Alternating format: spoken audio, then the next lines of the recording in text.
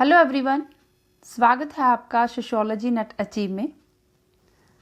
Herbert Spencer के बारे में पढ़ेंगे। इनकी कौन सी थ्योरी है, इन्होंने समाजशास्त्र के विषय में कौन कौन सी इनकी देन है, क्या योगदान रहा है। इनका जो टाइम पीरियड है 1820 से 1903 का टाइम पीरियड है।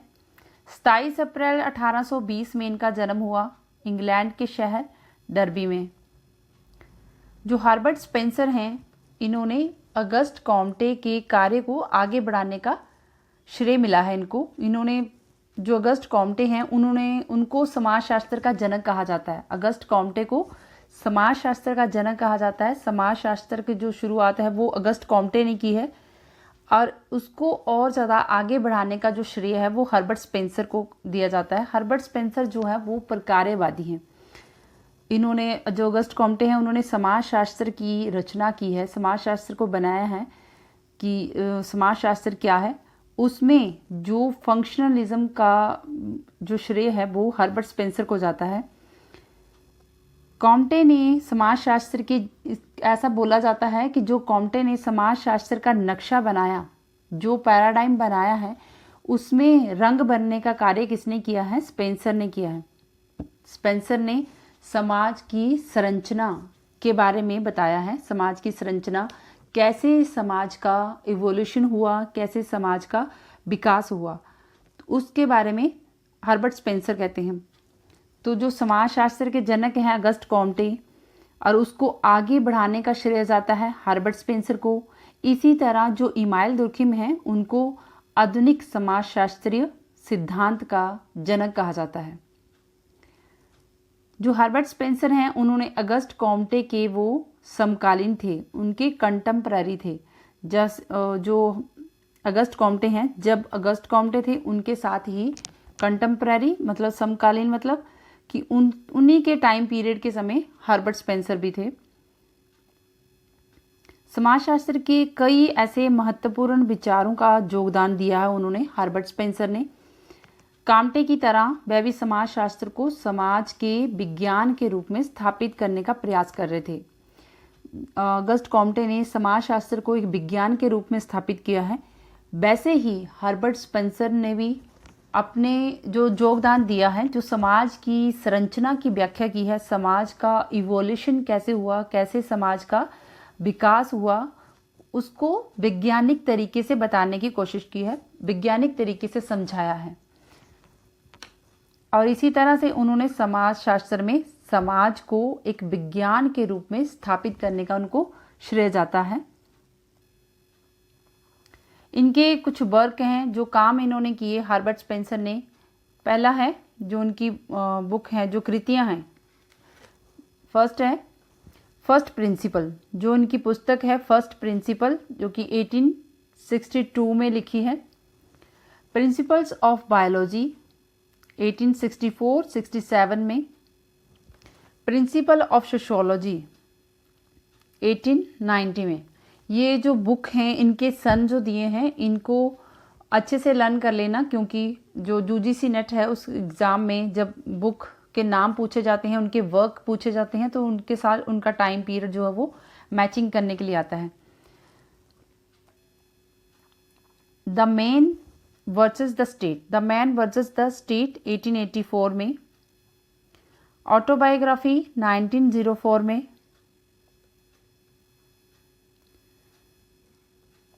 सोशल स्टैटिक्स 1895 में ये वर्क इन्होंने लिखा। स्पेंसर की कुछ समाजशास्त्र में जो महत्वपूर्ण देन है, समाजशास्त्र में इनका क्या योगदान रहा है। स्पेंसर हैं, सामाजिक संरचना की जो तुलना करते हैं वो शरीर के साथ करते हैं। जो मनुष्य का शरीर है उसके साथ वो समाज की तुलना करते हैं कि जो शरीर रचना हुई है, व्यक्ति की जो शरीर की रचना होती है, वैसे ही समाज की रचना होती है। तो जो समाज की रचना होती है उसी को सामाजिक संरचना कहते हैं। सामाजिक संरचना की तुलना मानव के शरीर रचना से करते हैं। उनका कहना है कि जो शरीर के विभिन्न अंग संपूर्ण शरीर की रचना का जीवित और गतिमान रखते हैं। जो व्यक्ति का शरीर है वो धीरे धीरे जैसे विकास होता है उसका, जैसे बच्चे से किशोर अवस्था में आता है, किशोर से प्रौढ़ावस्था में, अडल्ट एज में, फिर वृद्धावस्था में आता है। तो वो जैसे जीवित है और जीवित गतिमान होता रहता है, वैसे ही समाज का जो संरचना है, वैसे ही समाज की एक थॉट आता है, आइडिया आता है, और वो आइडिया एक जो विचार है वो एक पदार्थ का रूप लेता है। जो पदार्थ है वो पदार्थ क्या है, वो धीरे धीरे उसका रूप परिवर्तित होता रहता है और वो समाज में गतिमान रहता है। और समाज को जो नियंत्रित करने वाली एजेंसियां हैं, जैसे अर्थव्यवस्था, राजनीति, धर्म, समाज को गति प्रदान करती हैं, और ये नियंत्रित करने वाली एजेंसी होती हैं। समाज में गति, उसका समाज का जो विकास होता है, और जिससे जैसे विकास होता है वैसे ही समाज को गति मिलती है। समाज की गति होती है तो उसका विकास होता है। इसी तरह से प्रत्येक भाग एक दूसरे से संबंधित रहता है। जैसे जो व्यक्ति के शरीर की रचना है, तो उसका जैसे ये हाथ हैं, पैर हैं व्यक्ति के, तो ऐसे ही ये सारे क्या हैं, कनेक्टेड हैं, पूरी बॉडी के साथ कनेक्टेड हैं। ये हाथ का काम कुछ और है, आँखों का काम देखने का है, कानों का काम सुनने का है। ऐसे ही समाज में जो विभिन्न अलग अलग एजेंसी हैं, अर्थव्यवस्था की, राजनीति, धर्म, ये जो एजेंसीज हैं ये समाज में ये समाज के साथ कनेक्टेड हैं। ये समाज की व्यवस्था को बनाए रखती हैं, समाज को विकास की तरफ ले जाती हैं। जैसे इन एजेंसियों का विकास होता है वैसे ही समाज का विकास होता है। और जो संपूर्ण समाज की व्यवस्था है उसको बनाए रखने का योगदान देते हैं। संपूर्ण समाज की व्यवस्था इन एजेंसियों के द्वारा ही बनती है। ये जैसे जैसे ये एजेंसी विकसित होती जाती हैं तो वैसे ही समाज का विकास होता है। और यही प्रकार्यवाद है। जो फंक्शन इस शरीर के ये जो बॉडी है, इस बॉडी में जितने पार्ट हैं उनका अलग अलग फंक्शन है। ऐसे ही समाज है, इसमें अलग अलग एजेंसी हैं। तो जो अलग अलग एजेंसी हैं वो अपना अपना कार्य कर रही हैं, अपने अपने कार्य क्षेत्र में विकसित हो रही हैं। धार्मिक हैं, सामाजिक हैं, आर्थिक हैं, राजनीतिक हैं। तो वो शिक्षा, ये सब जब इनका विकास हो रहा है, ये जो अपना अपना कार्य कर रही हैं, इसी को ही प्रकार्यवाद का नाम दिया है। ये प्रकार्यवाद है, इसी के कारण इनको प्रकार्यवादी भी कहा जाता है। अपने इसी विचार के कारण इनको प्रकार्यवादी फंक्शनलिज्म का जनक कहा गया है। जो हर्बर्ट स्पेंसर हैं, इनको सामाजिक संरचना की तुलना करने किससे, शरीर के साथ तुलना करने के लिए लोकप्रिय माना गया है। और साथ में इनको प्रकार्यवाद का जनक कहा जाता है। हर्बर्ट स्पेंसर को प्रकार्यवाद का जनक कहते हैं। ये प्रकार्यवाद के जनक हैं। जैसे अगस्ट कॉम्टे समाजशास्त्र के जनक हैं, और जो हर्बर्ट स्पेंसर हैं वो प्रकार्यवाद के जनक हैं। इनकी जो थ्योरी है, जो इन्होंने काम किया है, उद्विकास का नियम दिया है, इवोल्यूशन की थ्योरी दी है। चार्ल्स डार्विन की पुस्तक जो ओरिजिन ऑफ स्पीसीज है, जो कि 1859 में इन्होंने प्राणी शास्त्रीय उद्विकास सिद्धांत दिया, बायोलॉजिकल इवोल्यूशन का सिद्धांत दिया। इससे ये प्रभावित हुए। हर्बर्ट स्पेंसर डार्विन की जो पुस्तक है ओरिजिन ऑफ स्पीसीज, उसमें बायोलॉजिकल इवोल्यूशन का जो सिद्धांत है उससे प्रभावित हुए। उससे प्रभावित होकर उन्होंने एक पुस्तक लिखी, फर्स्ट प्रिंसिपल। डार्विन से प्रभावित होकर, उनके सिद्धांत से प्रभावित होकर फर्स्ट प्रिंसिपल पुस्तक लिखी। और ये इसमें उद्विकास के सिद्धांत को दिया है। इस फर्स्ट प्रिंसिपल जो बुक है वो उन्हीं से प्रभावित, डार्विन से प्रभावित होकर उन्होंने उद्विकास, सामाजिक उद्विकास का सिद्धांत दिया है।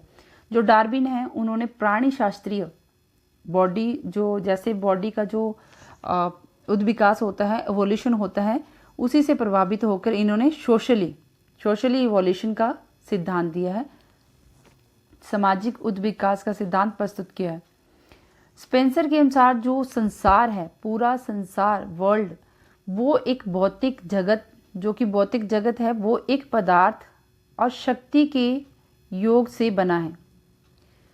जो संसार है वो पूरा एक पदार्थ है, उस पदार्थ की शक्ति और शक्ति के योग से बना है और ये दोनों अपने अपने अस्तित्व के लिए एक दूसरे पर आश्रित होते हैं। उद्विकास में दो तत्व जो सबसे महत्वपूर्ण हैं वो तत्व कौन से हैं? दो तत्व उद्विकास में महत्वपूर्ण हैं, एक है पदार्थ और दूसरा है गति। उद्विकास के सिद्धांत में पदार्थ और गति का महत्वपूर्ण योगदान है। पदार्थ से जो पदार्थ है वो कभी नष्ट नहीं होता, बल्कि वो उसका रूप परिवर्तित होता रहता है। जैसे एनर्जी है, जो एनर्जी है उसी से पदार्थ बनता है। पदार्थ कोई तत्व बनता है, वो तत्व क्या होता है, वो नष्ट नहीं होता, लेकिन उसका रूप चेंज होता रहता है। उसका सब रूप जैसे चेंज होता रहता है, परिवर्तित होता रहता है, वैसे ही समाज का उद्विकास होता है, उसका विकास होता है।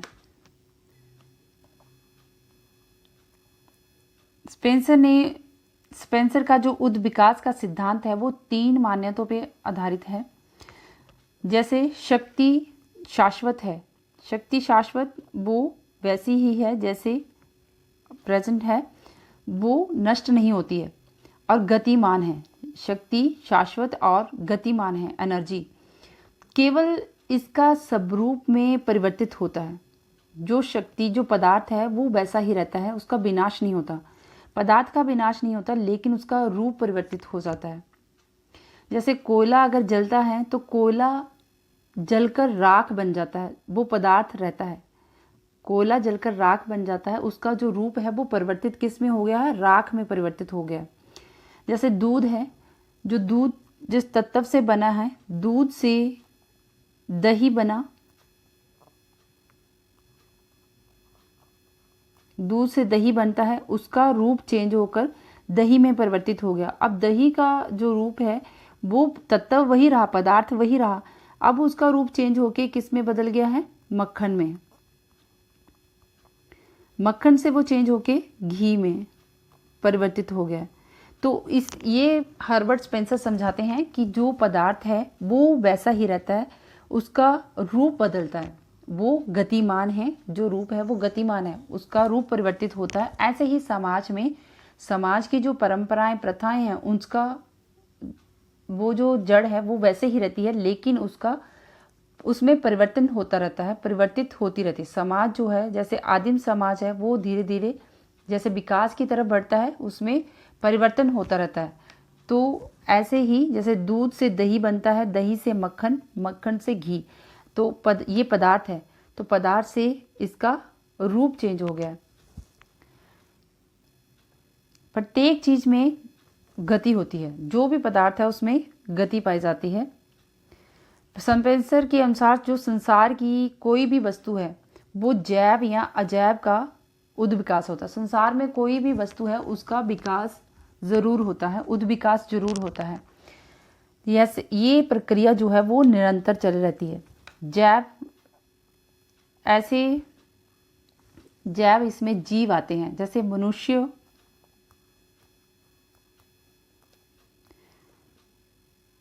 पक्षी, कीड़े मकोड़े जो सांस लेने वाले हैं वो जीव हैं। वो जैव में आते हैं। अजैव में आते हैं पेड़ पौधे, मिट्टी,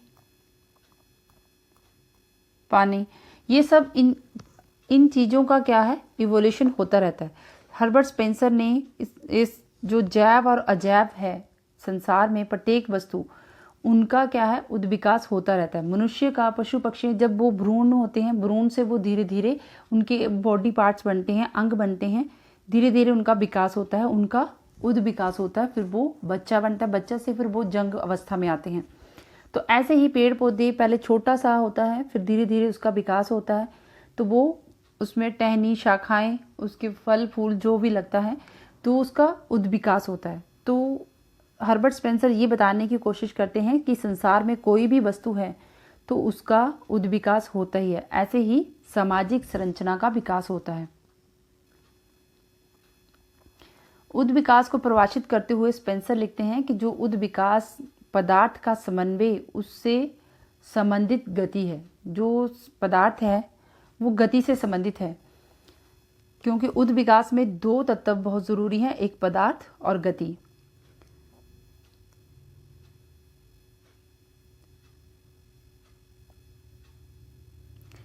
जिसके दौरान पदार्थ एक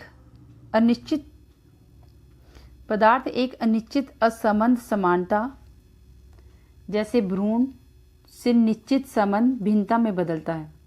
एक पदार्थ है भ्रूण, जब वो भ्रूण अवस्था में होता है तो वो क्या है, वो अनिश्चित असंबंध से है, अनिश्चित है। हमें नहीं पता कि उस भ्रूण कौन कौन से उसके पार्ट बनेंगे, क्या बनेगा उसका। भ्रूण, जब वो भ्रूण होता है तो उसके बारे में कुछ नहीं पता, अनिश्चित है।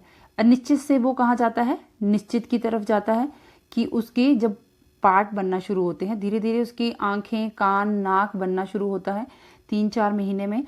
फिर उसके हाथ पैर, जो बॉडी पार्ट्स बनते हैं, उसके लंग्स, ये जो पूरा बॉडी का जो पार्ट है वो बनना शुरू होते हैं।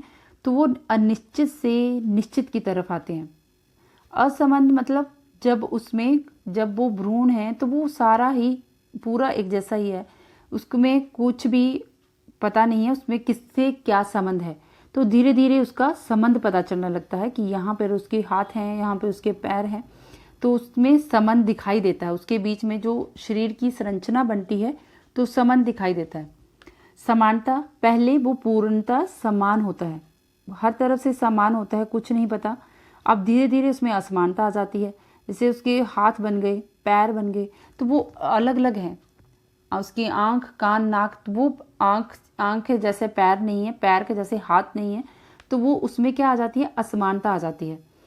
तो इसमें असमानता, जो समानता है, समानता से क्या बनता है, भिन्नता। समानता से भिन्नता होती है। अनिश्चित से निश्चित की तरफ जाते हैं, असंबंध से संबंध की तरफ, और समानता से भिन्नता में बदलता है। जो पदार्थ है वो अनिश्चित से निश्चित में, असंबंध से संबंध से, और समानता से भिन्नता में बदलता है। और जो उद्विकास है वो यूनिलिनियर है, एक रेखीय, और ये सदैव होमोजीनिटी से हेट्रोजीनिटी की ओर जाता है। मतलब जो सजातीयता, जो भ्रूण पूरी तरह, जैसे कोई अंडा है वो पूरी तरह से एक जैसा ही दिखता है, होमोजीनिटी है, लेकिन जब वो धीरे धीरे उसके जब बाद में भ्रूण बनता है, भ्रूण से जो उसके पार्ट बनते हैं वो हेट्रोजीनिटी की ओर, विजातीयता, उसमें हाथ पैर आंख नाक बनता है तो वो विजातीयता की तरफ जाता है। तो ऐसे ही समाज है, समाज की संरचना भी ऐसी होती है कि जो आदिवासी, जैसे कोई सरल समाज है, एग्जाम्पल के तौर पे आदिवासी समाज है, तो वो एक सरल समाज है। जब धीरे धीरे उस सरल समाज का विकास होता है तो उसमें जो सुविधाएं आती हैं, धीरे धीरे उसमें जटिलता आना शुरू होती है। जब जैसे जैसे वो विकास की तरफ बढ़ते हैं तो वो जटिल होता है, जैसा जैसा जटिल होता है तो वो और भी पेचीदा हो जाता है। तो ऐसे ही समाज की संरचना होती है, जो जटिलताएं हैं वो बहुत ज़्यादा बढ़ जाती हैं। जितनी आधुनिकता होगी उतनी ज़्यादा जटिलता होगी। जो आदिवासी समाज है, प्राचीन समाज है, उसको सरल समाज कहते हैं, और जो जटिल समाज है वो आधुनिक समाज है। तो ऐसे ही समाज में उसका धीरे धीरे विकास हुआ। जैसे हम आदि मानव से धीरे धीरे इवोल्यूशन हुआ, उस अच्छी अवस्था में आए, फिर जो व्यक्ति का जो जैसे जैसे विकास होता गया वो और ज़्यादा डेवलप होता गया। जैसे अगर भौतिक चीज़ों को लो, चीज़ों के लें, जैसे फ़ोन है, तो फ़ोन से पहले फ़ोन कौन से थे, ऐसे वाले जो रिसीवर वाले होते हैं, वैसे फ़ोन थे। जब उसका विकास हुआ, टेक्नोलॉजी का विकास हुआ, तो अब मोबाइल फ़ोन आ गए हैं। तो ऐसे ही समाज में सामाजिक संरचना का विकास होता है, धीरे धीरे उसका इवोल्यूशन होता रहता है। समाज एक सभ्य के रूप में है। हर्बर्ट स्पेंसर का नाम जो समाज की समानता और शरीर की संरचना के साथ करने के लिए वो लोकप्रिय हैं। वो जो हर्बर्ट स्पेंसर हैं वो इसलिए लोकप्रिय हैं कि वो जो शरीर है, शरीर की समानता की समाज की संरचना के साथ करते हैं। जो शरीर है, शरीर की तरह जैसे शरीर का विकास होता है वैसे ही समाज का विकास होता है, इसीलिए वो लोकप्रिय हैं। और जो उद्विकास का सिद्धांत है वो सादृश्यता ही है, एनालॉजी है। जैसे शरीर, सादृश्यता मतलब एनालॉजी, कि जैसे शरीर की संरचना का विकास होता है वैसे ही समाज का विकास होता है। बच्चे से युवक, युवक से प्रौढ़ावस्था, प्रौढ़ावस्था से वृद्धावस्था में आता है, तो वैसे ही समाज भी धीरे धीरे विकास होता है उसकी। जैसे आदिम समाज है, साम्यवादी समाज है, तो वो उद्विकास की अवस्था में आता है। उन्होंने ये जो परिकल्पना की थी, समाज जैविकीय शरीर संरचना के समान है, यानी जो समाज है वो साभ्य भी है। समाज क्या है? साभ्य भी है। और इस परिकल्पना को देने के बाद उन्होंने जीवन पर्यंत इसके बचाव में कि बहुत कुछ लिखा है। इसके बचाव, जो उनका क्रिटिसिज्म होता रहा, उसके बचाव में उन्होंने बहुत कुछ लिखा है कि उसके बारे में बातें की हैं। तो जो समाज है वो साभ्य समाज है। तो हमने हर्बर्ट स्पेंसर के बारे में देखा, उनकी थ्योरी, इवोल्यूशन की थ्योरी के बारे में पढ़ा कि जो समाज का विकास है वो कैसे धीरे धीरे होता है, शरीर की संरचना के साथ होता है। जैसे शरीर की संरचना होती है उसकी तुलना उन्होंने सामाजिक संरचना से की है। Thank you.